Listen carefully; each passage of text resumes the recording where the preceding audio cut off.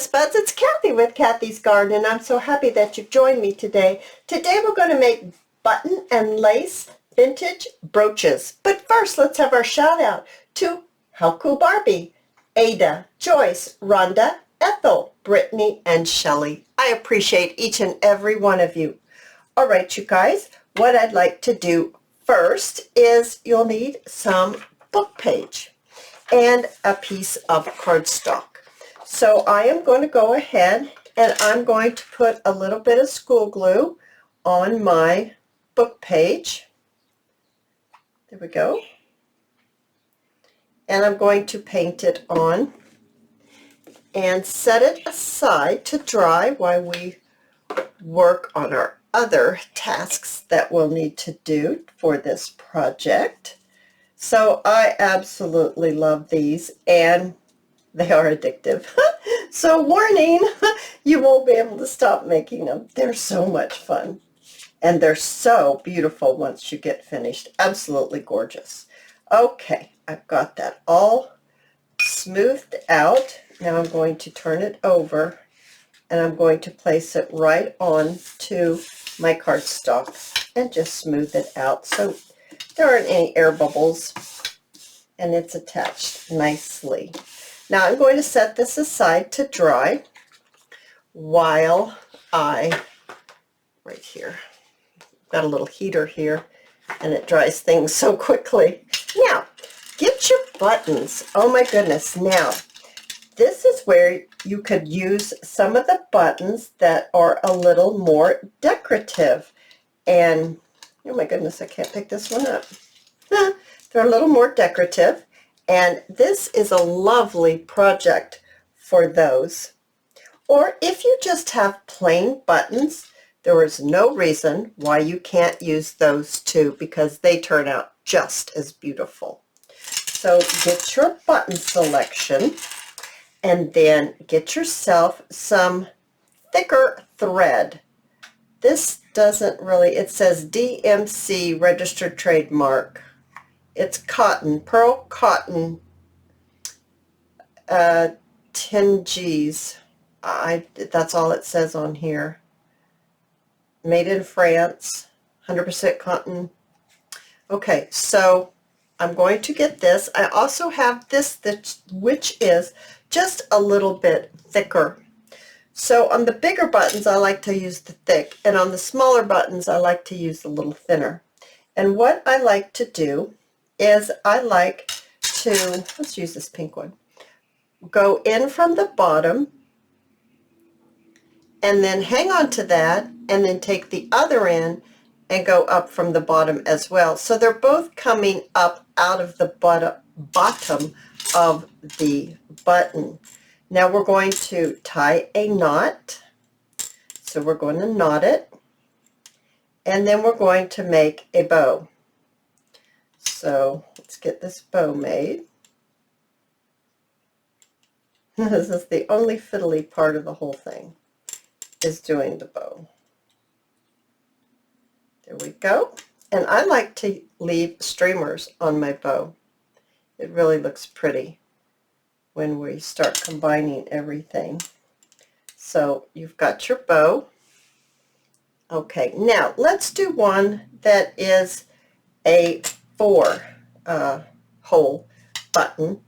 And I'll just use this just because it's handy and I don't know where my other string went. But anyway, so you still want to go up from the bottom. So you're going up from the bottom and you hang on to it.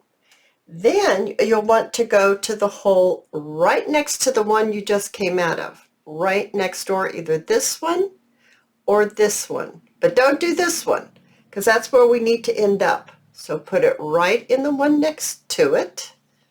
Pull it through. Now feed it right into the one across from it. So I can't see that high. Across from it, right there. I'm going to put it in there. Popped out on me. Put it in there. Got a piece of glue on there. Okay, now you've got it to where when you put it in the last hole, it's right across from the hole that already has the string out of it. That way, I'm going to line them up a little bit. That way, they're directly across from each other, and you can tie a knot, and it will make it look like someone has stitched the button on, because that's how you stitch a button on. You go back and forth like that and kind of make an X on the button. Now we're going to tie this one in a knot. There we go. Pull it down so they're with, this one has a nice long string, so it looks just like that. All right, now let's go back to our page. Yes, it's nice and dry, nice and warm too. Now you'll want, I'm going to move these out of the way because we've selected our button. Get this out of the way. And you'll want to bring in your punches, your circle punches. This is a 1.5 inch, and this one is an inch. Now you use the inch for the smaller buttons and the 1.5 for the larger buttons. And we're just going to punch them out. I'm going to have to trim this so that my punch gets in there, because I don't want that white cardstock to show on my circle. There we go. There's one. There's two. All right, I think I'm going to need the bigger ones for the buttons that I chose. Now you have your base.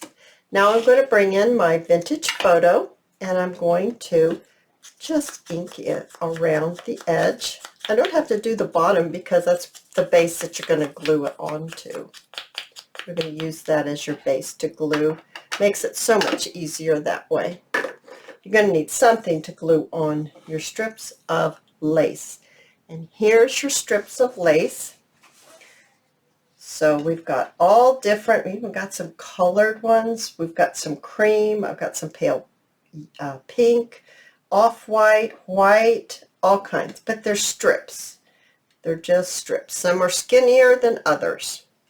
All right, so now let's bring in our pink one. Let's do our pink one first. So let's grab some of this pink that I have, and maybe some white and some pink, and how about another,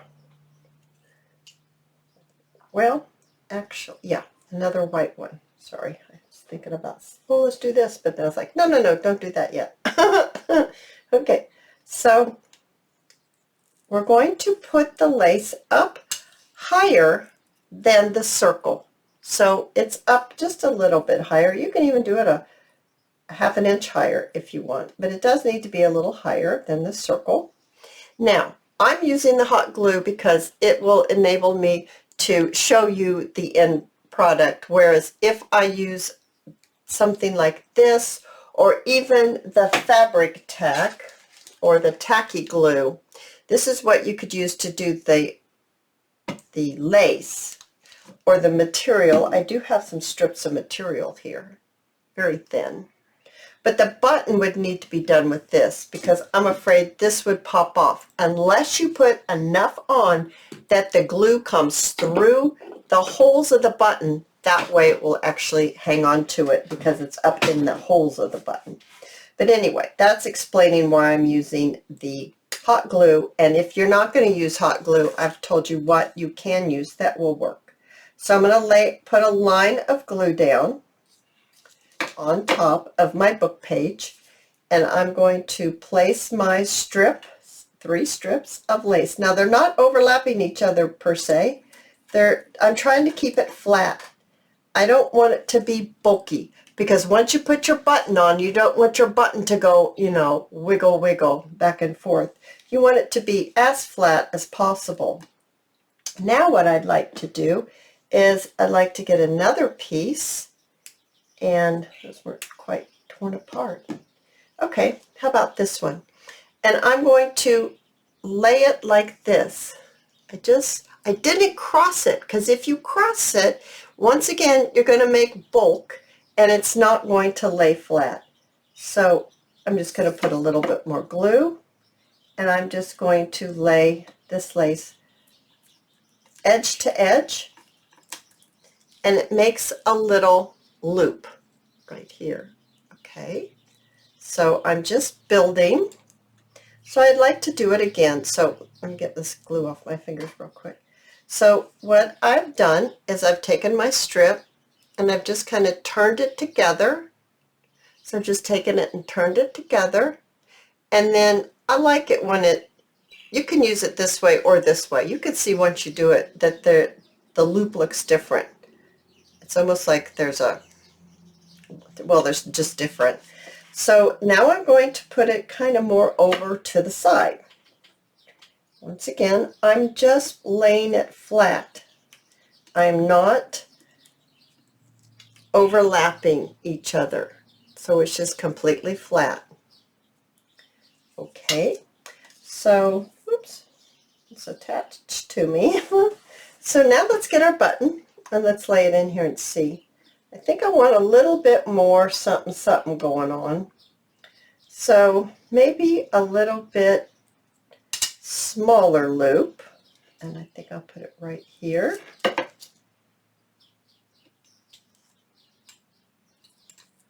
Just to fill in a little bit. Now let's see how this looks. Oh, that is pretty. That's very, very pretty. You can also take a little bit of lace that you haven't made into a strip, and you can actually glue it on the edge, or you could glue it up underneath if you wanted. I don't think this one needs it. I don't think we need that. Look, I'm looking at it to see. Well, it's not bad right there. Okay, so I'm going to round the corners a little, just so it blends in a little bit better and doesn't have such a sharp, yeah, I'll add it right there. So I'm just going to add it, move my button off, right to the side on the back. You don't have to do this. This is just another way that you can get some dimension. Oh, that looks really pretty, doesn't it? Now let's go ahead and add our button. Now, if you don't have hot glue, you're adding the lace with your fabric tack or your tacky glue or whatever other glue that you have that works with material. And then when you go to do your button, you'll need to get a toothpick and use your E6000 and apply it to your button, because sometimes the buttons will pop off, especially if they get hot or cold. I mean, they will pop off sometimes. So I'm going to use my glue gun. I'm just going to put my button right in the center and press it down. And the very last step that I like to do is to ensure that your bow does not come undone, because it will come undone, is to use just a tiny bit of white school glue or Elmer's glue right in the center. Now this looks ugly right now because you see the glue and it's white, but it will dry clear and you won't notice that it's there. You won't notice at all. But oh my goodness, isn't that beautiful? Now let me show you some others that I've made. I made this one. I made this large blue one. Isn't this one pretty? Oh, I know what I wanted to show you. I wanted to show you this one. This is one of those buttons that has what I call a shank on it. I don't know I don't know what it's really called. But it's got you sew it on underneath so you don't have any holes on top. So how to use this one is I just took my little snips and I just snipped it off. But this one, you might not have to. Just snip it off and then you can just glue it right on. I think this one's very pretty. Very, very sweet. Here's one that has some decoration on the button itself. Looks like a little flower, doesn't it? I love seeing things, you know, what people have made, what their little clusters and things look like. I hope you enjoy looking at these. So I'm going to think that you do. And I'm going to show you. This one is smaller. Look at that pretty blue. So pretty. Here is a teal color. Isn't that nice? And here's a brown. Like I told you guys, they're addictive. I just went crazy just making them and making them. I stayed up to 12 o'clock making these things because it was like, I'm having so much fun. Here's a pretty pink one. Here's a white one. It has decoration on the button again. Isn't that pretty? Here's one that's very interesting color. It's kind of like a green kind of color. That's pretty. Oh my goodness, you guys. And here's this, a very simple plain one, but look how beautiful it is.